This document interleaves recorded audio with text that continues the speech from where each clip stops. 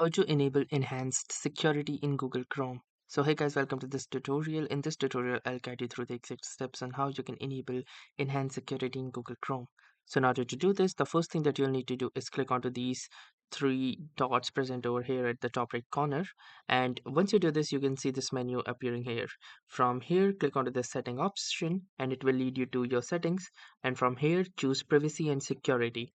Now within the privacy and security, you can see this tab that says security. So simply click onto this, and from here you can see the enhanced protection, which is real-time AI powered protection against dangerous sites, downloads and extensions that are based on your browsing data getting sent to Google. So simply click onto this enhanced protection, and once this is done, you can see this particular message that said enhanced protection is on. So now that's how easily you can enable enhanced protection in your Google Chrome. So that was all for this tutorial. Thanks for watching and have a nice day.